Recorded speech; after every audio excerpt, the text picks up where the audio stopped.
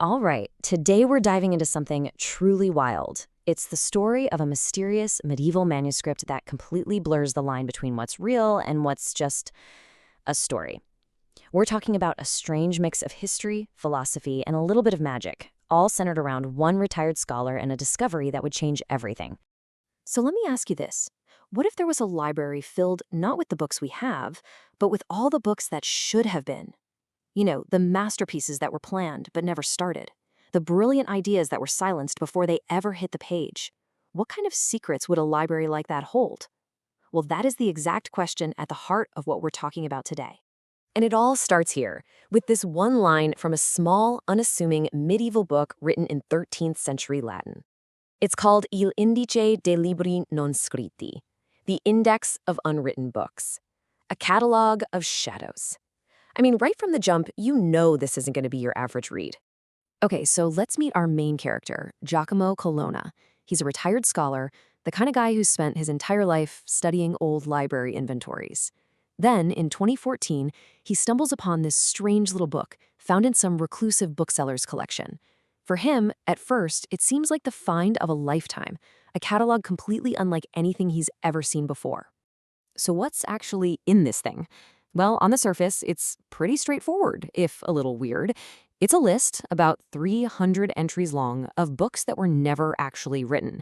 And for each one, it gives you the whole story. Who was supposed to write it? Some are famous names like Aristotle, others are complete unknowns, what the book was supposed to be about, and, here's the kicker, the specific reason why it never came to be. And this is where it gets really clever. The index mixes actual history with some seriously creative fiction. For instance, you've got an entry for a book by Virgilius of Salzburg about people living on the other side of the planet. That was a real debate back in the 8th century.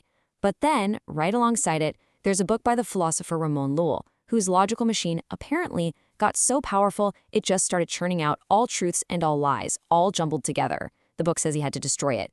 It's this blend that just pulls you in. The deeper Colonna gets, the more he realizes this index is pushing a really fascinating idea. These unwritten books, they're not just nothing. They exist in this weird in-between state. They're more than just a thought, but they're not a physical book on a shelf either. They are, just like the index says, shadows. They exist as this negative space defined by the hole they were meant to fill. But the more time Colonna spends with this manuscript, the more he starts to feel like it's not just a philosophical curiosity. No, there's something else going on here. There's a hidden structure, a ghost in the machine, that points to something much, much deeper. And his first big clue? He starts noticing these tiny, hidden symbols in the margins that link different entries to each other. Suddenly, it's not a list you read from top to bottom, it's a web. It's basically a medieval version of the internet, a hypertext of connected ideas. And check this out. This is a perfect example of how it works. You follow one of these threads and you fall down this incredible intellectual rabbit hole. It starts with Ramon Lull's book about truth and lies. That links you to a book by Petrus Steabano, who claims he fixed the system. That then points to a mystical book by Margarita Porte, who argues you have to embrace error to find truth. And where does that entry lead? Get this, right back to Ramon Lull. It's a perfect closed loop of ideas, all hidden in plain sight. Now, this whole interconnected system is already pretty mind-blowing. But what Colonna is about to discover is that this system isn't just sitting there. It's active. It's alive. And maybe, just maybe, it's watching him. So you have to remember, at this point, Colonna thinks he's just found an incredibly complex medieval puzzle box. It's a maze of ideas for sure, but he still thinks it's a static object from the past, something you study, you figure out, and you write a paper on. But then, one night, he's working on his own computer, looking at a digital copy he made, and the impossible happens. He sees new entries that were absolutely, positively not in his original photos of the manuscript. The document on his screen had changed all by itself. This is the moment where the story just goes off the rails into something truly unbelievable. The book is no longer just a piece of history. It's aware. It's aware of who's reading it. I mean, what do you even do with that? What if a book could literally write new pages? About you. And then he finds it. The final, terrifying proof. Entry number 308. It's his own name.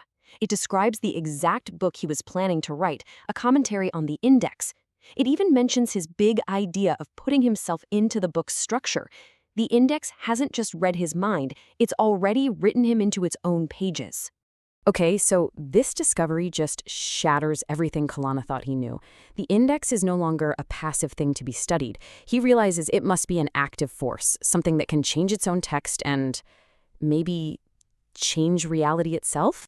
He has to make sure he's not going crazy, right? So he rushes back to the archive to look at the original book. And there, in its sealed container, sitting right next to the index, is something new. A small stack of parchment pages that just appeared. A second manuscript has physically materialized out of thin air.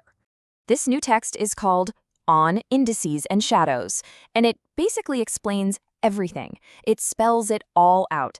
The index isn't just a record, it's a machine. It's a mechanism designed to pull these unwritten books out of the realm of ideas and make them real. And this new information makes a strange little note he'd found earlier, hidden in the book's binding, click into place. It read, "This book does not contain unwritten books. This book is an unwritten book." It's the ultimate paradox. The index is one of the shadows it describes, a phantom that has somehow become real and now has the power to create others. So, where does this leave us? We've gone from a curious old list to a full-on reality-bending artifact. But there's one final twist to this story, and it's the one that turns this entire thing back on itself, making us question the very story we're hearing right now. You see, when Colonna looks closer, he sees the entry right before his own, number 307. It describes a novel with the same title as the index by an author with the initials U.E., Umberto Eco. And the plot? It's about a professor who discovers a mysterious manuscript, the exact story Colonna is living, and the reason it was never written? The author died before he could start it. That's the final, mind-bending realization. The index isn't just predicting its own story, it's generating it. Colonna realizes he's not just a character in this story, he's become the tool the index is using to write its own unwritten novel into the real world. He's an agent of the text itself. And that's where the story ends, collapsing the barrier between the reader, the writer, and the book. It suggests that maybe stories aren't just things we consume, but forces that can actually shape the world around us. And it leaves us with one last chilling question to think about. If a book can write its readers into the story, who's writing the story that you're in right now?